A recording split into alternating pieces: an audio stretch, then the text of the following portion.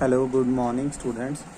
बच्चे अज आप करना है अगे रेजोनेंस और मेसोमेरिक इफेक्ट। ठीक है, यदी डेफिनेशन काफ़ी वड्डी लिखी हुई है। ठीक है, डरना नहीं इनू देख के, समझना है। एक दो लाइना ही हैं समझण वालियां, बाकी मेरे तो लिखोगे। ठीक है, पता नहीं लगा। कहता इफ एक compound having certain molecular formula, एक कंपाउंड आ जिहदा कोई भी फार्मूला हो सकता है। ठीक है, represented by different structural formula which differ only in arrangement of the electron pairs। ठीक है, not of the atoms। ठीक है, ये की कहता है, कहता कि साडे कोल मान लो कोई कंपाउंड, आपां एग्जाम्पल लैके चलते पे हैं बेंजीन दी। ठीक है जी, इत्थे तक तुसीं डेफिनेशन याद रखनी है, आ वाले इत्थों लैके इत्थे तक। ठीक है, की है मैं तुहानूं एक्सप्लेन कर दूँगा। कहता कि मान लो एक कंपाउंड आ, ठीक है, जिहदियां वखरियां वखरियां हो सकदियां स्ट्रक्चर्स।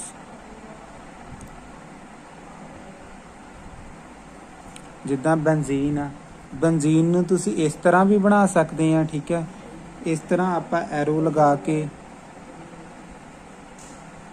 दोनों दे विच डिफरेंस देखियो की है। ठीक है, इन्हूं इस तरह भी बना सकते हैं, इस तरह भी बना सकते हैं। इन्हां दोनों नूं कुलैक्टिवली आपां क्या बोलांगे कि इहदी की हुंदी पई आ, रेजोनेंस। हुण देखो इत्थे आ वाला जिहड़ा आ इहदे विच डबल बॉन्ड है, इधर किहड़े विच इत्थे सिंगल बॉन्ड है। ठीक है, हुण देखो डेफिनेशन की कहंदी, कहंदी कंपाउंड जिहदा कुछ मॉलिक्यूलर फार्मूला है represented by different structural formula, different structural formula which differ only in the arrangement of electron pair। सिर्फ इलैक्ट्रॉन पेयर का अरेंजमेंट है। इत्थे इलैक्ट्रॉन पेयर इस साइड है, इधर वो चेंज हो गए इस साइड आ गए। ठीक है, but not of atoms, atoms का कोई अरेंजमेंट नहीं, सिर्फ जिहड़े बॉन्ड आ वो शिफ्ट हुंदी है। जिला इहदी आपां रेजोनेंस बनानी होवे तुसीं इस तरह लिखनी है, बेंजीन रिंग बना लैनी है। ठीक है, जे तुसीं इहदी रेजोनेंस करनी, आ वाला बॉन्ड इधर शिफ्ट कर देना है, ए वाला बॉन्ड इस साइड, ए वाला बॉन्ड इस साइड, की बन जाना है। इनू फुल नहीं समझना। ठीक है, आ वाला बॉन्ड इस साइड आ गया। ठीक है, ए वाला बॉन्ड इस साइड आ गया, ए वाला बॉन्ड इस साइड आ गया। इन्हां नूं आपां कलैक्टिवली क्या बोलांगे, रेजोनेंस। ते इहदी जिहड़ी रेजोनेंस हाईब्रिड हुंदी आ, बेंजीन नूं तुसीं इस तरह भी बना सकदे हो। ਇਹਦੇ ਵਿੱਚ ਆ ਗੋਲਾ ਲਗਾ ਕੇ ਇਹਨੂੰ ਵੀ ਬੋਲ ਦਿੰਦੇ ਆ ਬੈਂਜ਼ੀਨ। ਓਕੇ, ਠੀਕ ਹੈ। ਉਹਦੇ ਬਾਅਦ ਆਪਾਂ ਅੱਗੇ ਐਗਜ਼ਾਮਪਲ ਕਰਨੀ ਹੈ ਰੈਜ਼ੋਨੈਂਸ ਇਨ ਕਾਰਬਨ ਡਾਈਆਕਸਾਈਡ। ਸਭ ਤੋਂ ਪਹਿਲਾਂ ਤੁਹਾਨੂੰ ਉੱਦਾਂ ਇਹਦੀ ਸਟਰਕਚਰ ਪਤਾ ਹੋਣੀ ਚਾਹੀਦੀ ਹੈ। 4th ਚੈਪਟਰ ਜਿਹੜਾ ਕੈਮੀਕਲ ਬੌਂਡਿੰਗ ਆ ਉਹਦੇ ਵਿੱਚ ਇਹ ਪੜ੍ਹਿਆ ਹੋਇਆ ਹੈ ਤੁਸੀਂ। ਜੇ ਨਹੀਂ ਪੜ੍ਹਿਆ ਹੋਇਆ ਤਾਂ ਉਹਨੂੰ ਪੜ੍ਹ ਲੈਣਾ, ਫਿਰ ਇੱਧਰ ਆਉਣਾ ਹੈ। ਚਲੋ ਫਿਰ ਵੀ ਮੈਂ ਤੁਹਾਨੂੰ ਦੱਸ ਦਿੰਦਾ, ਜਿਹੜੀ ਕਾਰਬਨ ਡਾਈਆਕਸਾਈਡ ਹੈ ਨਾ, ਉਹਦੀ स्ट्रक्चर इस तरह की होंगी है, थोड़ा क याद रख लेना जे नहीं भी पढ़िया होया। ठीक है, कार्बन डाइऑक्साइड सी इस साइड डबल बॉन्ड 10th ਦੇ ਵਿੱਚ ਆਪਾਂ ਬਣਾਉਂਦੇ ਰਹੇ ਹਾਂ ਇਹਦੇ। ठीक है, 10th ਦੇ ਵਿੱਚ ਆਪਾਂ ਇਸ ਤਰ੍ਹਾਂ ਉਹਨਾਂ ਦੀਆਂ ਬਣਾਣੇ ਹੁੰਦੇ ਸੀਗੇ। ਚਲੋ ਮੈਂ ਤੁਹਾਨੂੰ ਥੋੜਾ ਕ ਯਾਦ ਕਰਵਾ ਦਿੰਦਾ। ਕਾਰਬਨ ਦੇ 4 ਇਲੈਕਟ੍ਰੋਨ ਲਾ ਦੇਣੇ, ਆਕਸੀਜਨ ਦੇ ਕਿੰਨੇ ਲਗਾ ਦੇਣੇ, इधर ऑक्सीजन दे लगा देने। फिर आप इस तरह शेयरिंग करवा देनी कि ये 8 हो गए, ये भी 8 हो गए। ठीक है, ये भी 8 होगा। ठीक है, इस तरह करके आ चीज़ बना दें।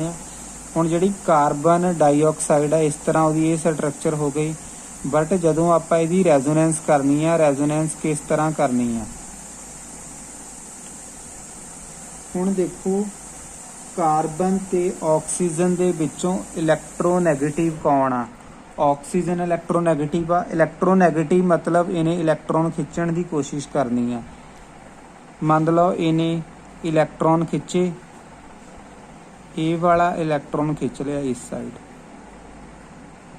ठीक है, जे आ वाला इलैक्ट्रॉन इस साइड खिंच लिया, हुण की होना है, पहला थोड़ा समझ लेना है। कार्बन आ 4 इलैक्ट्रॉन पेयर तो 4 इलैक्ट्रॉन तो पहला ही है ये उपर। आ वाला बॉन्ड 2 इलैक्ट्रॉन्स तो बनया हुआ है, ਇਹ ਦੋਨੋਂ ਇਲੈਕਟ੍ਰੋਨ ਕਿਹਨੇ ਖਿੱਚ ਲਿਆ, ਆਕਸੀਜਨ ਨੇ ਖਿੱਚ ਲਿਆ। ਜਿਸ ਨਾਲ ਇਲੈਕਟ੍ਰੋਨ ਖਿੱਚਦੀ ਪਈ ਹੈ ਇਹਦੇ ਤੇ ਕਿਹੜਾ ਚਾਰਜ ਆ ਗਿਆ, ਨੈਗੇਟਿਵ। ਨੈਗੇਟਿਵ ਚਾਰਜ ਕਾਹਤੇ ਆਇਆ, ਕਿਉਂਕਿ ਇੱਕ ਤਾਂ ਇਲੈਕਟ੍ਰੋਨ ਇਹਦਾ ਆਪਣਾ ਇਸ ਇੱਕ ਨੇ ਇਧਰੋਂ ਖਿੱਚ ਲਿਆ, ਤਾਂ ਕਰਕੇ ਇਹ ਤੇ ਕਿਹੜਾ ਚਾਰਜ ਆ ਗਿਆ, ਨੈਗੇਟਿਵ ਚਾਰਜ। ਹੁਣ ਦੂਸਰੀ ਸਾਈਡ ਦੋ ਬੌਂਡ ਸੀਗੇ, ਠੀਕ ਹੈ। ਹੁਣ ਇਸ ਸਾਈਡ ਕੀ ਹੁੰਦਾ, ਕੱਲਾ ਤੁਸੀਂ ਇਸ ਸਾਈਡ ਨਹੀਂ ਲਗਾਉਣਾ। ਜਦੋਂ ਇਲੈਕਟ੍ਰੋਨ ਖਿੱਚ ਲਿਆ, ਕਾਰਬਨ ਨੇ ਆਪਣੇ 4 ਬੌਂਡ ਪੂਰੇ ਰੱਖਣੇ ਆ। ਜਿਸ ਨਾਲ ਉਹਨੇ ਦੇਖਿਆ ਉਹਦਾ ਇੱਧਰੋਂ ਬੌਂਡ ਟੁੱਟ ਗਿਆ, ਉਹਨੇ ਆਹ ਵਾਲੀ ਆਕਸੀਜਨ ਨੂੰ ਕਹਿਣਾ ਤੂੰ ਮੈਨੂੰ ਆਪਣਾ ਇਲੈਕਟ੍ਰੋਨ ਦੇ ਦੇ, ਤੇ ਆਪਾਂ ਇੱਕ ਹੋਰ ਬੌਂਡ ਬਣਾ ਲੈਂਦੇ ਹਾਂ। ਆਹ ਵਾਲੀ ਆਕਸੀਜਨ ਨੇ ਕਰਨਾ, ਕਾਰਬਨ ਨੂੰ ਇੱਕ ਹੋਰ ਇਲੈਕਟ੍ਰੋਨ ਦੇ ਕੇ ਇੱਧਰ ਕਿਆ ਆ ਗਿਆ, ਇੱਧਰ 4 ਇਲੈਕਟ੍ਰੋਨ ਸੀਗੇ, ਠੀਕ ਹੈ। ਚਾਰਾਂ ਚੋਂ ਦੋ ਇਲੈਕਟ੍ਰੋਨ ਇਸੇ ਤਰ੍ਹਾਂ ਰਹੇ, ਇੱਕ ਇਲੈਕਟ੍ਰੋਨ ਆਕਸੀਜਨ ਨੇ ਆਪਣੇ ਕੋਲ ਰੱਖਿਆ, ਇੱਕ ਇਹਨੂੰ ਦੇਤਾ। ਇੱਧਰ ਕਿਹੜਾ ਬਣ ਗਿਆ, ਇੱਕ ਹੋਰ ਬੌਂਡ ਬਣ ਗਿਆ। ਤੇ ਇਸ ਸਾਈਡ ਕਿਹੜਾ ਚਾਰਜ ਆ ਗਿਆ, ਪੋਜ਼ਿਟਿਵ ਚਾਰਜ। ਠੀਕ ਹੈ ਬੱਚੇ, ਦੇਖ ਲਓ ਇੱਕ ਵਾਰੀ ਫਿਰ, ਜੇ ਨਹੀਂ ਸਮਝ ਲੱਗੀ। ਠੀਕ ਹੈ, ਇਹਨੂੰ ਇੱਦਾਂ ਨਹੀਂ ਕਾਪੀ ਤੇ ਇੱਦਾਂ ਨਾ ਬਣਾਉਣ ਲੱਗ ਪਿਆ ਮੈਂ। ਹੁਣ ਸਾਰੀ ਨੂੰ ਦੁਬਾਰਾ ਐਕਸਪਲੇਨ ਕਰਨ ਲੱਗਾ ਕਿ ਕਿਵੇਂ ਹੋਇਆ ਕੰਮ, ਸਿਸਟਮ ਕਿਵੇਂ ਚੱਲਿਆ। ਹੋਇਆ ਕੀ, ਦੇਖੋ ਐਰੋ ਚਲਾਣੇ ਆ, ਐਰੋ ਚਲਾਣੇ ਆਣੇ ਚਾਹੀਦੇ ਤੁਹਾਨੂੰ। ਆਹ 2 ਇਲੈਕਟ੍ਰੋਨ ਆ, ਆਕਸੀਜਨ ਨੇ ਕੀ ਕੀਤਾ, ਇਹ ਦੋਨੋਂ ਇਲੈਕਟ੍ਰੋਨ ਮੈਦਾਨ 'ਚ ਉਤਾਰੇ ਤੇ ਇੱਥੇ ਟ੍ਰਿਪਲ ਬੌਂਡ ਬਣ ਗਿਆ। ਜਿਸ ਨਾਲ ਟ੍ਰਿਪਲ ਬੌਂਡ ਬਣਨਾ ਦੇਖੋ ਕਿਸ ਤਰ੍ਹਾਂ ਬਣਨਾ ਆ। ਮੈਂ ਇਕੱਲੇ ਸਟੈਪ ਦੇ ਵਿੱਚ ਜਾ ਰਿਹਾ ਹਾਂ। ਪਹਿਲਾਂ ਆਪਾਂ ਸਿਰਫ ਇਹਦੀ ਗੱਲ ਕਰੀਏ। 2 ਬੌਂਡ ਤਾਂ ਪਹਿਲਾਂ ਹੀ ਸੀਗੇ ਇੱਥੇ, ਆਹ 2 ਇਲੈਕਟ੍ਰੋਨ ਇਸੇ ਤਰ੍ਹਾਂ ਲਗਾਤੇ ਆਪਾਂ। ਆਕਸੀਜਨ ਨੇ ਕੀ ਕੀਤਾ, ਇੱਕ ਇਲੈਕਟ੍ਰੋਨ ਆਪਣੇ ਕੋਲ ਰੱਖਿਆ, ਠੀਕ ਹੈ। ਇੱਕ ਇਲੈਕਟ੍ਰੋਨ ਉਹਨੇ ਕਿਹਨੂੰ ਭੇਜਤਾ, ਕਾਰਬਨ ਨੂੰ ਭੇਜਤਾ। ਜਿਸ ਨਾਲ ਇੱਕ ਇਲੈਕਟ੍ਰੋਨ ਉਹਨੇ ਕਾਰਬਨ ਨੂੰ ਭੇਜਤੇ, ਤੇ ਕਿਹੜਾ ਚਾਰਜ ਆ ਗਿਆ, ਪੋਜ਼ਿਟਿਵ ਚਾਰਜ। ਇਹ ਇੱਕ ਇਲੈਕਟ੍ਰੋਨ ਇਹਦੇ ਕੋਲ, ਇੱਕ ਇਲੈਕਟ੍ਰੋਨ ਇਹਨੂੰ ਮਿਲਾ ਕੇ ਕੀ ਬਣ ਗਿਆ, ਟ੍ਰਿਪਲ ਬੌਂਡ। ਠੀਕ ਹੈ, ਫਿਰ ਕੀ ਹੋਇਆ, ਹੁਣ ਅਗਲੇ ਸਟੈਪ ਦੇ ਵਿੱਚ ਜਿਸ ਨਾਲ ਇਹ ਐਰੋ ਇਸ ਤਰਫ, ਆਹ ਵਾਲੇ ਐਰੋ ਨੂੰ ਤੁਸੀਂ ਇਸ ਉੱਪਰ ਇਕੱਠਾ ਕਰ ਦੇਣਾ। ਹੁਣ ਕੀ ਹੋਇਆ, ਇਹ ਬੌਂਡ ਕਿੰਨੇ ਇਲੈਕਟ੍ਰੋਨਸ ਤੋਂ ਬਣਿਆ ਹੋਇਆ, 2 ਇਲੈਕਟ੍ਰੋਨਸ ਤੋਂ ਬਣਿਆ ਹੋਇਆ। ਦੋਨੋਂ ਇਲੈਕਟ੍ਰੋਨ 4 ਪਹਿਲਾਂ ਹੀ ਸੀਗੇ, ਮੈਂ ਲਗਾਏ ਹੋਏ ਆ 4 ਪਹਿਲਾਂ ਹੀ। 2 ਇਲੈਕਟ੍ਰੋਨ ਇੱਥੇ ਇਕੱਠੇ ਹੋ ਗਏ, ਕਿਹੜਾ ਚਾਰਜ ਆ ਗਿਆ, ਨੈਗੇਟਿਵ ਚਾਰਜ। ਇਹ ਕਾਰਬਨ ਡਾਈਆਕਸਾਈਡ ਦੀ ਰੈਜ਼ੋਨੈਂਸ ਆ। ਜਦੋਂ ਤੁਹਾਨੂੰ ਆ ਗਿਆ ਡਰਾ ਦਾ ਰੈਜ਼ੋਨੇਟਿੰਗ ਸਟਰਕਚਰ ਆਫ ਕਾਰਬਨ ਡਾਈਆਕਸਾਈਡ, ਤੁਸੀਂ ਇਹ ਬਣਾ ਦੇਣੀ। ਇਹਦੀ ਇੱਕ ਹੋਰ ਸਟਰਕਚਰ ਬਣਦੀ ਹੁੰਦੀ, ਉਹਨੂੰ ਕੀ ਕਰਨਾ, ਉਹਦੇ ਵਿੱਚ ਕੁਝ ਖਾਸ ਨਹੀਂ ਕਰਨਾ। ਜਿਹੜੇ ਟ੍ਰਿਪਲ ਬੌਂਡ ਆ ਉਹ ਇਸ ਸਾਈਡ ਲਗਾ ਦਿਓ, ਆਕਸੀਜਨ ਲਗਾ ਕੇ ਸਿੰਗਲ ਬੌਂਡ ਇਸ ਸਾਈਡ ਲਗਾ ਦਿਓ। ਸਿੰਗਲ ਬੌਂਡ ਵਾਲੀ ਸਾਈਡ ਕਿਹੜਾ ਚਾਰਜ ਆ ਜਾਣਾ, ਨੈਗੇਟਿਵ ਚਾਰਜ। ਨਾਲ ਇਲੈਕਟ੍ਰੋਨ ਕਿੰਨੇ, 6 ਇਲੈਕਟ੍ਰੋਨ। ਇੱਧਰ ਪੋਜ਼ਿਟਿਵ ਚਾਰਜ ਨਾਲ 2 ਇਲੈਕਟ੍ਰੋਨ। ਇਹ ਵਾਲੀਆਂ 3 ਰੈਜ਼ੋਨੇਟਿੰਗ ਸਟਰਕਚਰ ਬਣਦੀਆਂ, ਕਿਹਦੀਆਂ ਬਣਦੀਆਂ ਪਈਆਂ, ਕਾਰਬਨ ਡਾਈਆਕਸਾਈਡ ਦੀਆਂ। ਜਦੋਂ ਵੀ ਤੁਹਾਨੂੰ ਆ ਗਿਆ ਡਰਾ ਦਾ ਰੈਜ਼ੋਨੇਟਿੰਗ ਸਟਰਕਚਰ ਆਫ ਕਾਰਬਨ ਡਾਈਆਕਸਾਈਡ, ਤੁਸੀਂ ਇਹ ਡਰਾ ਕਰਕੇ ਆਣੀ ਹੈ। ਠੀਕ ਹੈ, ਕਿਵੇਂ ਡਰਾ ਹੁੰਦੀ ਹੈ ਵੀਡੀਓ ਬੈਕ ਕਰਕੇ ਦੁਬਾਰਾ ਦੇਖ ਲਿਓ। ਠੀਕ ਹੈ ਬੇਟਾ, ਉਹਦੇ ਬਾਅਦ ਵਿੱਚ ਹੈਗਾ ਸਾਡਾ ਮੋਨੋ ਕਾਰਬੋਕਸਿਲਿਕ ਐਸਿਡ। ਇਹ ਵੀ ਮੇਰੇ ਅਕੋਰਡਿੰਗ ਤੁਹਾਨੂੰ ਕਲੀਅਰ ਹੈ ਕਿ ਕਾਰਬੋਕਸਿਲਿਕ ਐਸਿਡ ਕਿਹੜੇ ਹੁੰਦੇ ਆ। ਜੇ ਮੋਨੋ ਕਾਰਬੋਕਸਿਲਿਕ ਐਸਿਡ ਦੀ ਗੱਲ ਕਰੀਏ, ਮਤਲਬ ਉਹਦੇ ਵਿੱਚ ਇੱਕ COOH ਗਰੁੱਪ ਲੱਗਾ ਹੋਇਆ ਹੈ। ਠੀਕ ਹੈ, ਹੁਣ ਜਿਹੜਾ ਕਾਰਬੋਕਸਿਲਿਕ ਐਸਿਡ ਆ, R ਮਤਲਬ ਐਲਕਾਈਲ ਗਰੁੱਪ। ਫਿਰ ਇਹਨੂੰ ਆਪਾਂ ਇਸ ਤਰ੍ਹਾਂ ਲਿਖਦੇ ਹਾਂ, ਡਬਲ ਬੌਂਡ OH। ਇੰਨੀ ਚੀਜ਼ ਤਾਂ ਸਾਨੂੰ ਆਉਂਦੀ ਪਈ ਆ। C ਇਹਨੂੰ ਇਸ ਤਰ੍ਹਾਂ ਹੀ ਲਿਖਦੇ ਹਾਂ, ਇੰਨੀ ਵਾਰੀ ਨੇਮਿੰਗ ਕਰ ਚੁੱਕੇ ਹਾਂ। ਜੇ ਨਹੀਂ ਆਉਂਦੀ ਫਿਰ ਪੁੱਤਰ ਮਾਫੀ। ਠੀਕ ਹੈ, ਇਹਨੂੰ ਇਸ ਤਰ੍ਹਾਂ ਲਿਖ ਦਿੱਤਾ ਹੈ COOH। ਹੁਣ ਦੇਖੋ ਆਹ ਅਲਕਾਈਲ ਜਿਹੜਾ ਗਰੁੱਪ ਹੈ ਇਹਦਾ ਕੋਈ ਖਾਸ ਕੰਮ ਨਹੀਂਗਾ, ਇਹਨੂੰ ਜ਼ਿਆਦਾ ਸੋਚਣ ਦੀ ਲੋੜ ਨਹੀਂ ਇਹਦੇ ਬਾਰੇ। ਹਾਈਡਰੋਜਨ ਕੋਲ ਕਿੰਨੇ ਇਲੈਕਟ੍ਰੋਨ ਹੁੰਦੇ ਆ, ਇੱਕ। ਉਹਨੇ ਇੱਕ ਸਿੰਗਲ ਬੌਂਡ ਬਣਾਇਆ ਹੋਇਆ, ਉਹ ਯੂਜ਼ ਹੋ ਗਿਆ ਹੋਇਆ। ਆਕਸੀਜਨ ਦੀ ਵੈਲੈਂਸ ਸ਼ੈਲ 'ਚ ਕਿੰਨੇ ਇਲੈਕਟ੍ਰੋਨ ਹੁੰਦੇ ਆ, ਜੇ ਆਪਾਂ ਗੱਲ ਕਰੀਏ ਆਕਸੀਜਨ ਦੀ ਵੈਲੈਂਸ ਸ਼ੈਲ ਦੇ ਵਿੱਚ 6 ਇਲੈਕਟ੍ਰੋਨ ਹੁੰਦੇ ਆ। ਉੱਪਰ ਵੀ ਦੇਖੋ ਆਪਾਂ ਕਿੰਨੇ ਵੈਲੈਂਸ ਇਲੈਕਟ੍ਰੋਨ ਲਾਏ ਸੀ, 6 ਹੀ ਲਾਏ ਸੀਗੇ। ਠੀਕ ਹੈ, ਕਿੰਨੇ ਇਲੈਕਟ੍ਰੋਨ ਹੁੰਦੇ ਆ, 6, ਜਿਨ੍ਹਾਂ ਦੇ ਵਿੱਚੋਂ 2 ਯੂਜ਼ ਹੋ ਗਏ ਹੋਏ ਆ, 2 ਰਹਿੰਦੇ ਆ। 6 ਮਤਲਬ ਕਿ 2 ਪੇਅਰ ਰਹਿੰਦੇ ਆ। ਜੇ ਮੈਂ ਪੇਅਰ ਬੋਲਦਾ ਪਿਆ, ਇਲੈਕਟ੍ਰੋਨ ਪੇਅਰ ਮਤਲਬ 2 ਇਲੈਕਟ੍ਰੋਨ। ਜੇ ਮੈਂ ਇਕੱਲੇ ਇਲੈਕਟ੍ਰੋਨ ਬੋਲਦਾ ਪਿਆ, ਫਿਰ ਮੈਂ ਟੋਟਲ ਤੁਹਾਨੂੰ ਗਿਣਤੀ ਦੱਸੂਗਾ। ਜੇ ਤੁਹਾਨੂੰ ਕੋਈ ਪੁੱਛੇ ਆਕਸੀਜਨ ਕੋਲ ਕਿੰਨੇ ਇਲੈਕਟ੍ਰੋਨ ਪੇਅਰ ਆ, 2 ਇਲੈਕਟ੍ਰੋਨ ਪੇਅਰ ਆ। ਟੋਟਲ ਕਿੰਨੇ ਇਲੈਕਟ੍ਰੋਨ, 4। ਠੀਕ ਹੈ। ਇਹ ਵਾਲੀ ਆਕਸੀਜਨ ਨੇ ਵੀ 2 ਬੌਂਡ ਬਣਾ ਲਏ ਹੋਏ ਆ, ਮਤਲਬ 2 ਇਲੈਕਟ੍ਰੋਨ ਯੂਜ਼ ਹੋ ਗਏ ਹੋਏ ਆ, 2 ਰਹਿੰਦੇ ਆ। ਠੀਕ ਹੈ। ਹੁਣ ਇਹਦੇ ਵਿੱਚ ਹੋਣਾ ਕੀ ਆ, ਥੋੜੀ ਕਿ ਸ਼ਿਫਟਿੰਗ ਕਰਨੀ ਆ। ਇਹਦੇ ਕੋਲ ਵੀ ਜਿਹੜੀ ਰੈਜ਼ੋਨੈਂਸ ਹੁੰਦੀ ਹੈ, ਜਿਸ ਤਰ੍ਹਾਂ ਡਬਲ ਬੌਂਡ ਹੋਵੇ ਜਾਂ ਇਲੈਕਟ੍ਰੋਨ ਹੋਣ, ਫਿਰ ਹੀ ਰੈਜ਼ੋਨੈਂਸ ਹੋਣੀ ਹੈ।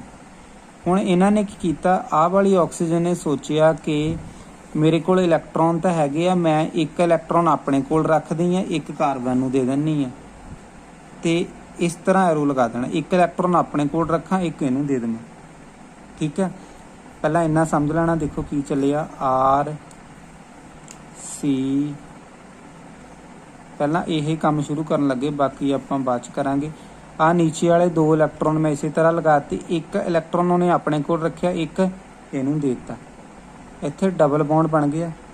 ਹੁਣ ਦੇਖੋ ਜੇ ਇੱਥੇ ਡਬਲ ਬੌਂਡ ਬਣ ਜਾਵੇ, ਕਾਰਬਨ ਦੇ ਕਿੰਨੇ ਬੌਂਡ ਹੋ ਜਾਣੇ, 1 2 3 4 5 ਹੋ ਜਾਣੇ ਆ।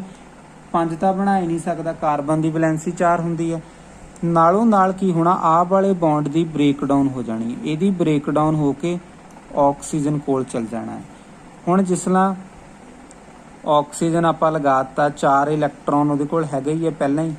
ਠੀਕ ਹੈ। ਹੁਣ ਦੇਖੋ ਜਿਸ ਤਰ੍ਹਾਂ ਆਹ ਵਾਲਾ ਇਲੈਕਟ੍ਰੋਨ ਟੁੱਟਣਾ ਹੈ, ਆਹ ਬੌਂਡ ਟੁੱਟਣਾ, ਇੱਕ ਬੌਂਡ ਕਿੰਨੇ ਇਲੈਕਟ੍ਰੋਨਸ ਤੋਂ ਬਣਿਆ ਹੋਇਆ, 2 ਤੋਂ। ਜਿਸ ਤਰ੍ਹਾਂ ਇਹ ਬੌਂਡ ਟੁੱਟਿਆ, ਇੱਥੇ ਕਿੰਨੇ ਇਲੈਕਟ੍ਰੋਨ ਹੋ ਗਏ, 2 ਇਲੈਕਟ੍ਰੋਨ ਵਿਦ ਨੈਗੇਟਿਵ ਚਾਰਜ। ਹੁਣ ਦੇਖੋ ਆਹ ਵਾਲੀ ਆਕਸੀਜਨ ਤੇ ਤਾਂ ਨੈਗੇਟਿਵ ਚਾਰਜ ਆਇਆ, ਇਹ ਵਾਲੀ ਆਕਸੀਜਨ ਨੇ ਆਪਣਾ ਇਲੈਕਟ੍ਰੋਨ ਕਿਹਨੂੰ, ਕਾਰਬਨ ਨੂੰ ਦਾਨ ਕੀਤਾ, ਡੋਨੇਟ ਕੀਤਾ, ਤਾਂ ਕਰਕੇ ਇਹਦੇ ਤੇ ਕਿਹੜਾ ਚਾਰਜ ਆ ਜਾਣਾ, ਪੋਜ਼ਿਟਿਵ। ਇਹ ਹੈਗੀ ਆ ਕਾਰਬਨ ਮੋਨੋ ਕਾਰਬੋਕਸਿਲਿਕ ਐਸਿਡ ਦੀ ਰੈਜ਼ੋਨੈਂਸ ਲਈ ਤੁਸੀਂ ਇੰਨੀ ਚੀਜ਼ ਡਰਾ ਕਰਨੀ ਹੈ। ਠੀਕ ਹੈ। ਕਿਵੇਂ ਹੋਈ ਆ, ਵੀਡੀਓ ਨੂੰ ਵੀ ਦੇਖ ਸਕਦੇ ਆ ਤੁਸੀਂ, ਮੈਂ ਵੀ ਦੱਸ ਦਿੰਦਾ ਇੱਕ ਵਾਰੀ ਫਿਰ, ਕਿਉਂਕਿ ਪੇਜ ਬਚਦਾ ਪਿਆ ਸੀ ਮੇਰੇ ਕੋਲ। ਹੁਣ ਮੈਂ ਨਵਾਂ ਟੌਪਿਕ ਇੱਥੇ ਨਹੀਂ ਸ਼ੁਰੂ ਕਰਨਾ ਹੀ।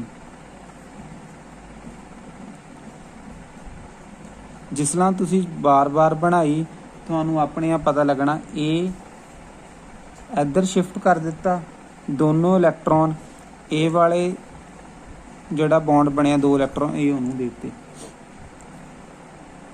R C.